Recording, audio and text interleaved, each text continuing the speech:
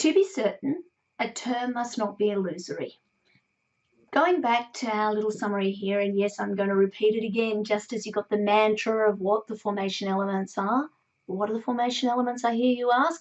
Yes, you can recite them with me. Agreement, comprising offer and acceptance, consideration, intention to enter into a legal relation, and what do I hear you say? Yes, certainty.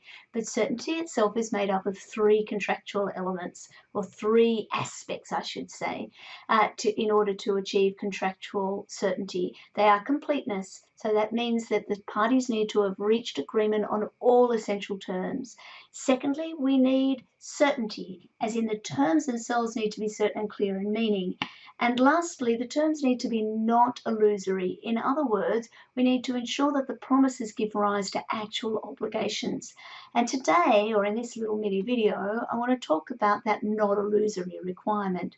Again, to remind you about where it fits, the stuff in grey we've dealt with in earlier videos, and you should go back and watch those if you haven't already.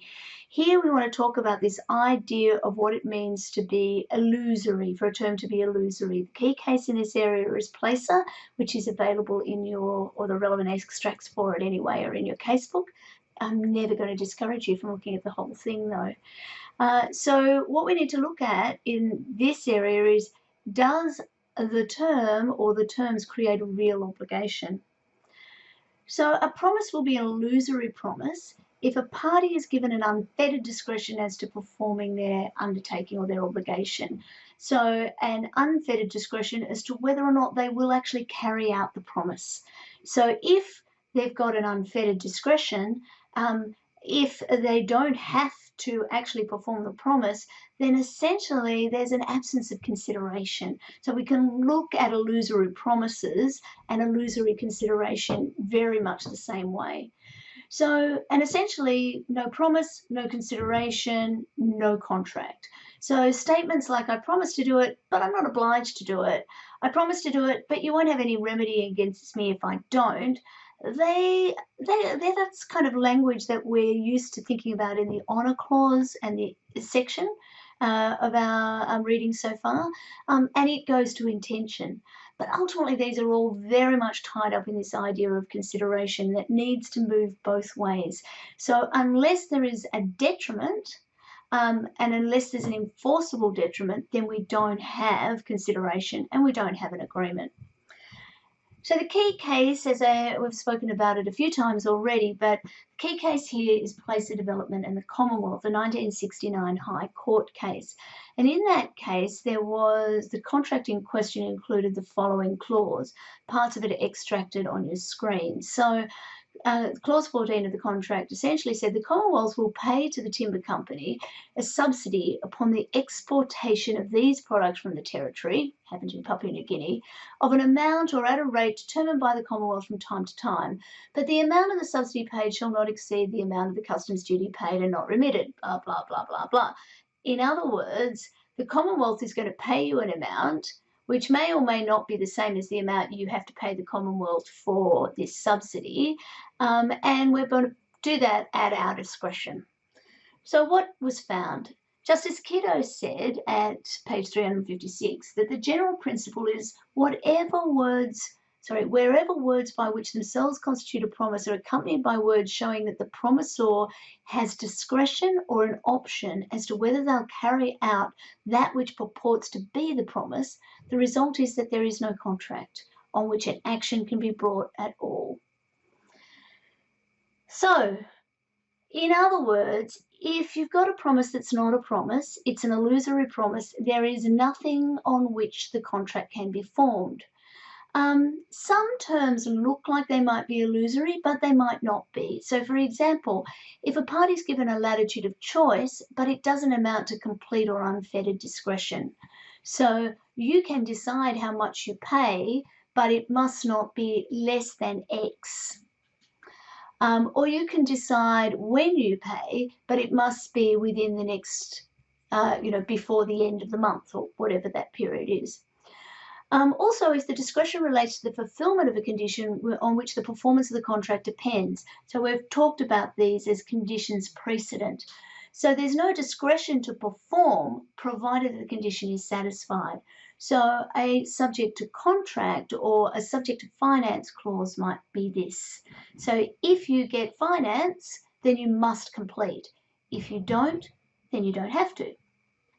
The discretion, also if the discretion can be exercised by a third party, so like in the Godecke and Kirwan case, where ultimately the wording was to be provided by the solicitors. Good case to illustrate this is Meehan and Jones, again in your casebook at 6.145. That was a case relating to the sale of some land, and it was subject to the purchaser receiving approval for finance on satisfactory terms and conditions in an amount sufficient to complete the purchase hereunder, and should either of the above conditions not be satisfied on or before a date, or such extended time as the parties can agree upon, then this contract, other than for the provisions of the clause, will be not null and void. So what had happened here is on the 30th of July, so before the date, Meehan advised Jones that the two conditions had been satisfied. But Jones, the vendor in this case, had entered into another agree to sell the land to somebody else on the 23rd of July. So essentially the vendor was saying, well, this isn't a contract because it was subject to you, Mr. Purchaser, getting your finance in place. And because you had such broad discretion, then the term was uncertain.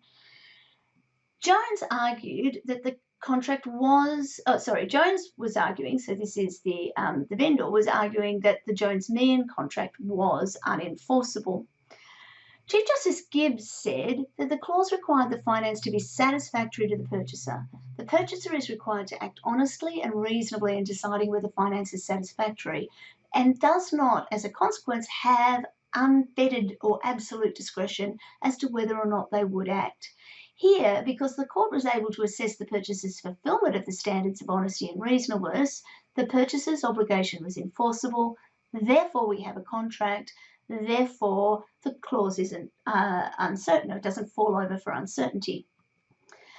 Another case just mentioned a minute ago, Godecke and Kirwan, this is also in your case book at 6.175. In that case, there was an offer to purchase land, and a clause in the contract provided that purchasers would, if required by the vendor, sign a further agreement to be prepared by the vendor's solicitors, containing the foregoing, so the stuff that has already been said in this preliminary agreement, and such other covenants and conditions as they may reasonably require. Vendors refused to proceed. In that case, it was held that the agreement was binding. The clause didn't require further agreements to be made between the parties, but allowed the vendor solicitors to add terms unilaterally. The discretion was to be exercised by a third party, and accordingly, we have a contract that doesn't fail for lack of certainty. Just a little minor point here too. It's important to remember that promises can be both illusory and uncertain. So a promise may ultimately be void because it's both illusory and uncertain. If you find one illusory or uncertain, we fail for lack of certainty. But they're not necessarily mutually exclusive ideas. So let's illustrate or finish this off by illustrating with one of the key cases in this area. You, I hope, have read it in your casebook. This is Biotechnology and Pace. So in that case, Dr. Pace, who was a scientist, entered into an employment contract with the company Biotechnology.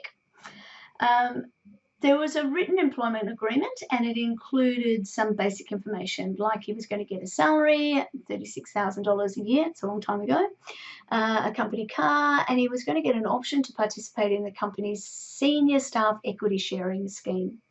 At the time he entered into that agreement, he was well and truly aware that there was no equity sharing scheme in the company.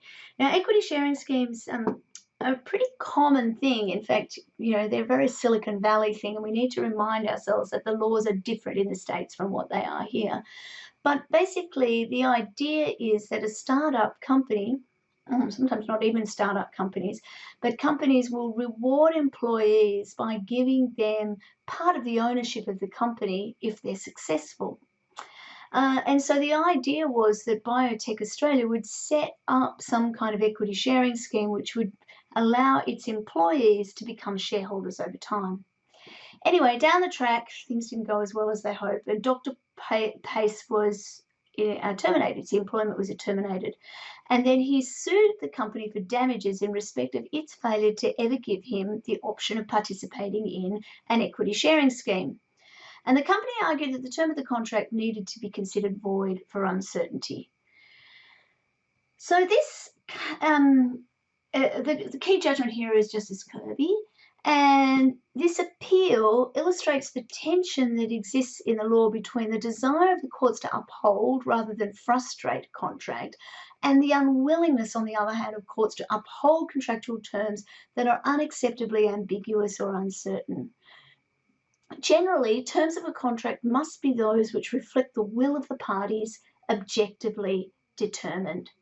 So I like this case because Kirby sets out in it what the courts will do and what they won't do. So what he says they won't do is that they won't uphold agreements where the court is asked to spell out to an unacceptable extent that which the parties have themselves failed to agree. The courts will not do what the parties didn't do and find a reasonable outcome.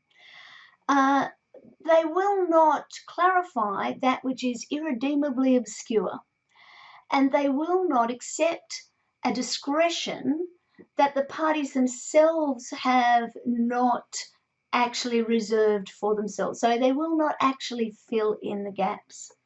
But what will the court have regard to? The features of the agreement, the relationship between the parties, and the relevant external reference points in order to resolve an uncertain term. So Kirby puts forward this two-part test. Firstly, ask, what was the promise of an equity sharing arrangement? Was it so devoid of meaning and so dependent on initiatives and decisions of the company as to be illusory? And then ask, was the promise so uncertain and so uncertain of content that it cannot be enforced, even as elaborated by admissible extrinsic evidence? It's important to ask both questions. It's a two-part test, and in applying it, we need to think about both of those things. So when he applied the test, he said the answer to question one is that the term is illusory because the fulfillment of the terms relating to the equity sharing scheme depended upon a decision of one party, the company. There wasn't any external standard to fix an appropriate, reasonable equity participation scheme against. Remind you of anything? Go straight back to Whitlock and Brew. And in relation to question two, he said the term was void for uncertainty because too many elements were uncertain. We didn't know how many shares, we didn't know what class they would be, what the terms of this option would be, whether rights attached to the shares, whether he would have to pay for the shares or whether they were just going to be given to him, if he was able to sell them straight away or if he had to hold on to them. We had none of that information. Important lesson here, each case depends on its own facts. The meaning of an agreement needs to be determined objectively. The courts can have regard to extrinsic evidence in order to give meaning to a term, but they're quite limited, as you'll see later on, as to what they can do in that regard. And the courts ultimately will always try and uphold the agreement and avoid frustrating the wishes of the party, but they can only go as far as those wishes can be ascertained from the agreement in front of them. So that's the key concepts. In the next little video and the last in this series, I'm going to talk about the consequences in the event that one or more of the three tests for certainty are not met.